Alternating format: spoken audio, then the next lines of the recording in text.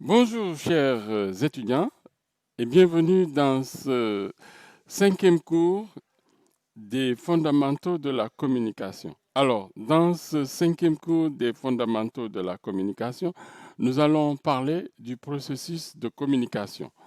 Tout d'abord, par processus de communication, nous entendons l'aspect dynamique de la communication qui porte sur le message, sa transmission et tout ce qui est de nature à favoriser sa compréhension ou à la perturber. Dans ce chapitre, nous allons donc étudier successivement le principe de base de ce processus, son schéma, les principaux éléments le composant, certaines difficultés l'entravant et quelques principes à suivre pour une communication efficace.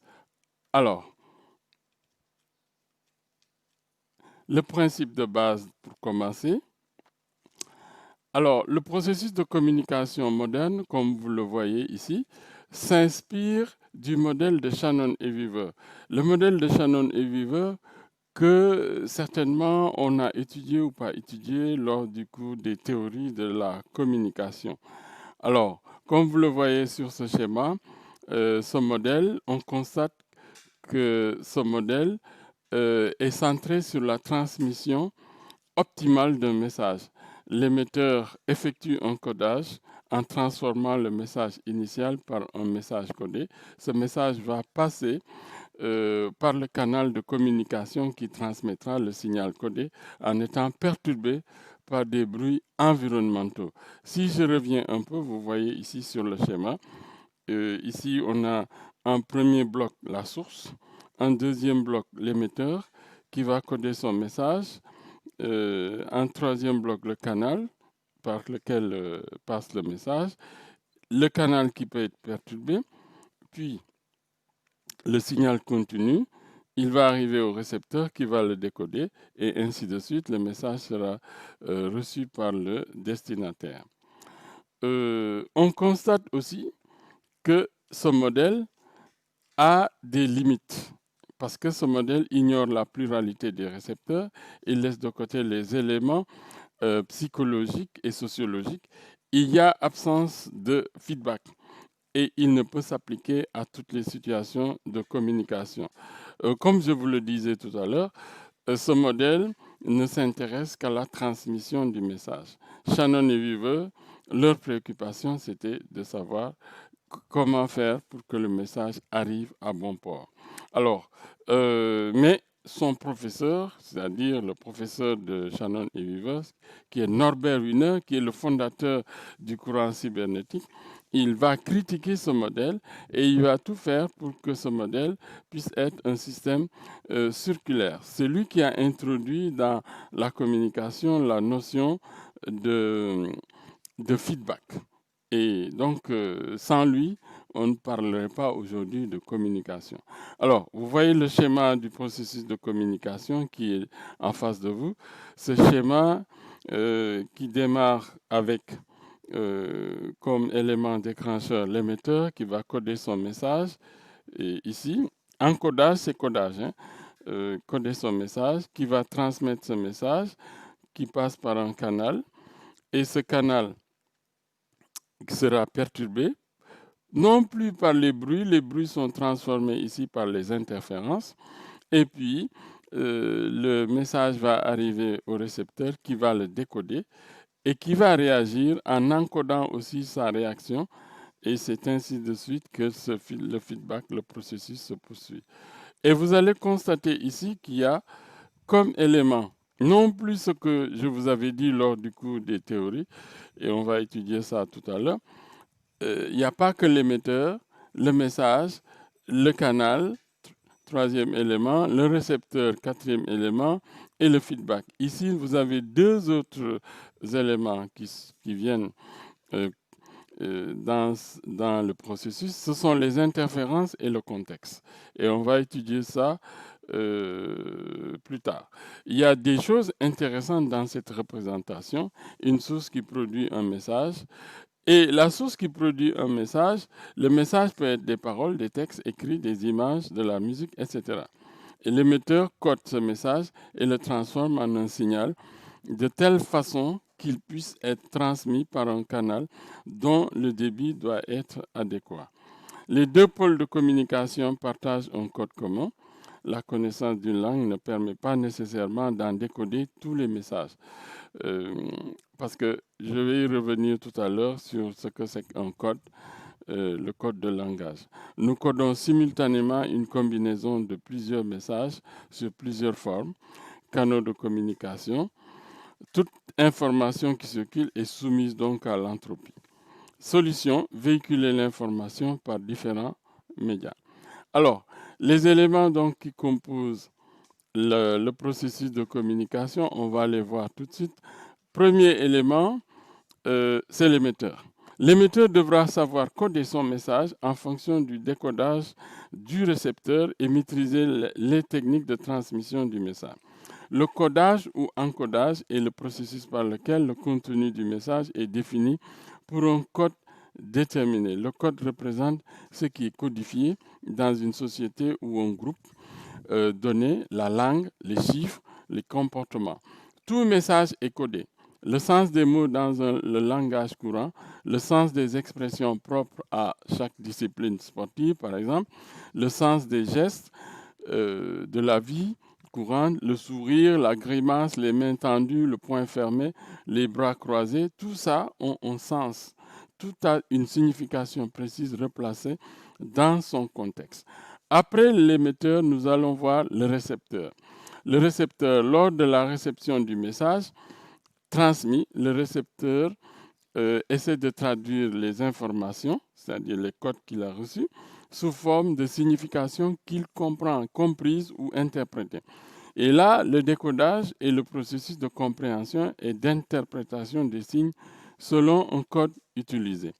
Nous avons aussi le message.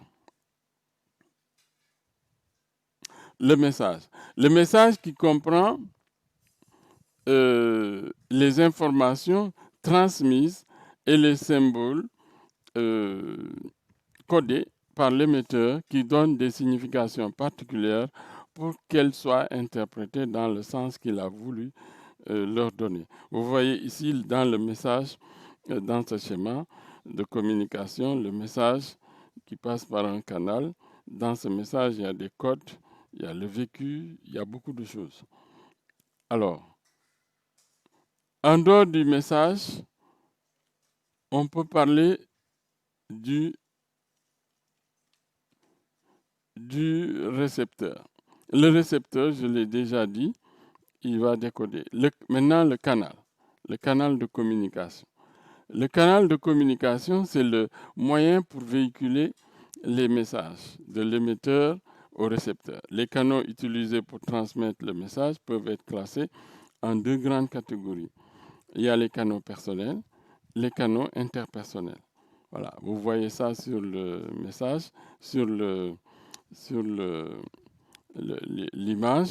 Alors, dans les canaux personnels, ça regroupe les moyens permettant un contact personnel individualisé et direct et combinant la communication verbale, c'est-à-dire orale ou écrite, et la communication non verbale.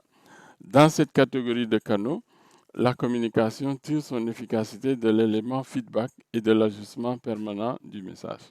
Il y a aussi les canaux interpersonnels qui rassemblent tous les médias de masse qui acheminent le message indirectement et sans contact personnalisé avec le récepteur.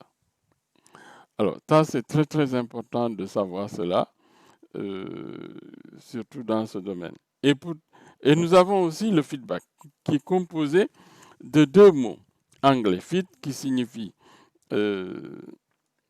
nourrir, et back, qui veut dire en retour. Le feedback, c'est toute réponse ou réaction en forme de renseignement que le récepteur donne à la suite d'un message transmis.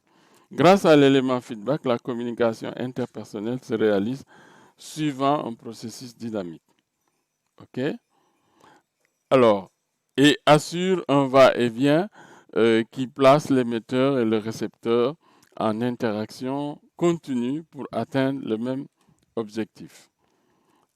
Autre élément de ce processus de communication, ce sont les interférences.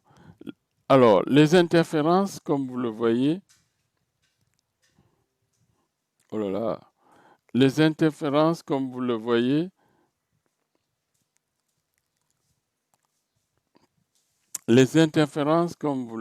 ici, sont de trois types qui peuvent perturber la communication. Il s'agit des interférences techniques, des interférences sémantiques et des interférences pragmatiques.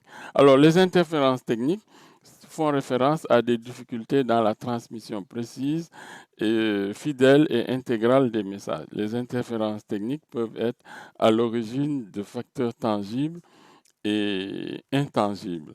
Alors, au niveau des interférences techniques, je peux parler, par exemple, de tout ce qui peut être à l'origine, par exemple, qui affecte le canal, euh, qui diminue la visibilité, la lisibilité, l'audibilité des messages transmis.